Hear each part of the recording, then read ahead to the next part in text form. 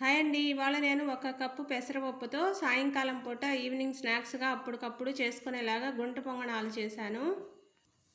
ఇవి చాలా సింపుల్గా చాలా ఈజీగా చేసుకోవచ్చు. ఎక్కువ టైం నైట్ అంతా నానబెట్టే పని లేకుండా ఒక 1 అవర్లో కల్లా 20-25 మినిట్స్లో ప్రిపేర్ చేసుకోవచ్చు. ఈ గుంట పొంగనాలు అనేటివి చాలా బాగుంటాయి, చాలా ఇష్టంగా కూడా తింటారు. ఎలా తయారు చేయాలో మనం ఈ వీడియోలో చూద్దాము. చాలా హెల్తీ రెసిపీ కూడా, ఇన్స్టంట్గా అప్పటికప్పుడు చేసుకునే రెసిపీ. ఇవి వచ్చేసి ఇప్పుడు మనం వీటిలోకి కావాల్సిన ఇంగ్రీడియంట్స్: పెసరపప్పు 1 కప్పు నానబెట్టుకున్నాను. ఇది వచ్చేసి బొంబాయి పచ్చిమిర్చి, కొత్తిమీర, క్యారెట్ తీసుకున్నా. ఇప్పుడు ముందుగా మనం ఈ పెసరపప్పుని నీట్గా కడుక్కున్నాను. ఒక 20-25 నిమిషాలు నానితే సరిపోతుంది. ఇప్పుడు వీటిని మనం మిక్సీలో వేసుకుందాం. ఈ పెసరపప్పుతో అనేది గుంట పొంగనాలు చేసుకోవడం వల్ల చాలా టేస్టీగా ఉంటాయి. 1 గంటలో ప్రిపేర్ చేసుకోవచ్చు, చాలా ఈజీగా అయిపోతుంది చేసుకోవటం కూడా. ఇందులో కొంచెం వాటర్ వేసుకునేసి, చాలా తక్కువ వాటర్ పడతాయి, మనం గ్రైండ్ చేసుకుందాం దీన్ని మెత్తగా. ఇప్పుడు ఇది మెత్తగా మెరిగిపోయింది. దీన్ని మనం ఇందులోకి తీసుకుందాం. ఇందులో నేను కొంచెం బొంబాయి రవ్వ వేస్తున్నాను. మనం గోధుమ రవ్వ కానీ ఏదైనా వేసుకోవచ్చు. ఇప్పుడు ఇది అంతా కలిపితే ఒక 5 మినిట్స్ కనుక కలిపి ఒక 5-10 మినిట్స్ దీన్ని మనం మూత పెట్టుకోవాలి. అప్పుడు ఇందులో బాగా కలుస్తుంది రవ్వ కూడా.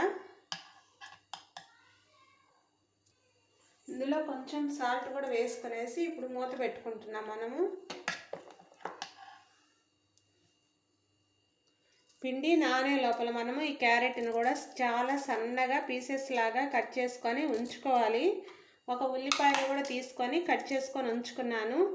ఇవి ఎక్కువగా వేయడం వల్ల, పిండి తక్కువ ఉన్నా కూడా ఇవి ఎక్కువగా వేయడం వల్ల గుంట పొంగనాలు చాలా క్రిస్పీగా బాగుంటాయి. అప్పుడు వీటిని మనం సన్నగా కట్ చేసుకుందాం. ఇంత మీడియం సైజుగా కట్ చేస్తే సరిపోతుంది.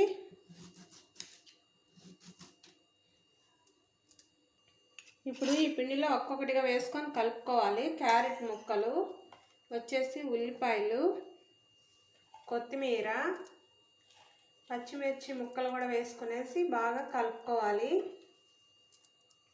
పిండిలో అంతా కలిసేలాగా. ఉల్లిపాయలో ఉండే వాటర్ కూడా బయటకు వస్తుంది అప్పుడు.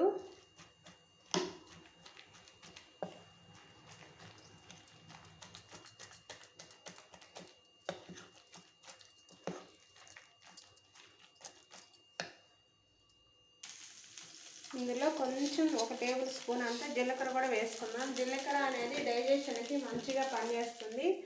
అందువల్ల కంపల్సరీ మనం జీలకర్ర అనేది వాడాలి.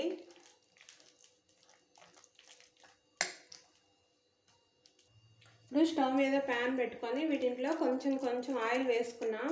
ఇప్పుడు పునుగులు వేస్తున్నాను.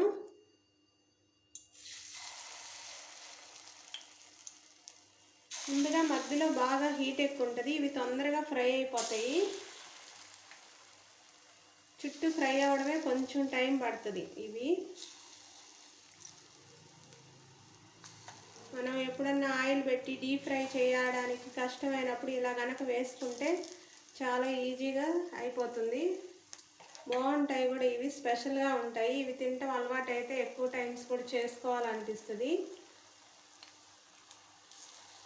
ఎప్పుడు ఒకేలాగా కాకుండా అప్పుడప్పుడు పెసరపప్పుతో కానీ రకరకాలుగా ట్రై చేయొచ్చు, బియ్యం పిండితోనే కాకుండా. ఇప్పుడు కొంచెం సిమ్లో పెట్టుకొని ఫ్రై చేసుకున్నాం. ఇప్పుడు దీనిపైన మూత పెట్టుకోవాలి, అప్పుడే ఇవి బాగా మొత్తం ఫ్రై అవుతాయి.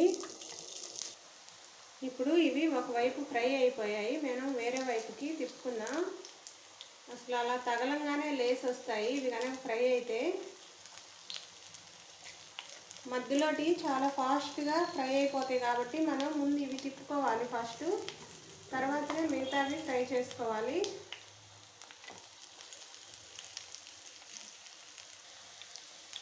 చూడండి అన్నీ కూడా ఎంత బాగా ఫ్రై అయిపోయాయో.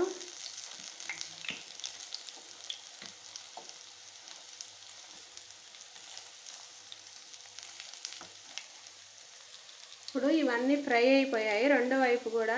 ఇప్పుడు మనం వేరే ప్లేట్లో తీసుకుందాం వీటిని. ఎక్కువ టైం ఉంటే ఇదిగో మాడిపోతాయి మధ్యలోటి తొందరగా, లేదంటే ఇవి పక్కకు తీసేసి సైడ్లు కాలనవి ఇక్కడ వేసుకోవచ్చు. టేస్టీ గుంట పొంగనాలు రెడీ అయిపోయాయి. మా వీడియో కనుక నచ్చినట్లయితే లైక్ చేయండి, సబ్స్క్రైబ్ చేయండి. Thanks for watching. మీరు ఎప్పుడైనా ఈ గుంట పొంగనాలు చేశారా అనేది కూడా కామెంట్ చేయండి పెసరపప్పుతో. బాయ్ అండి.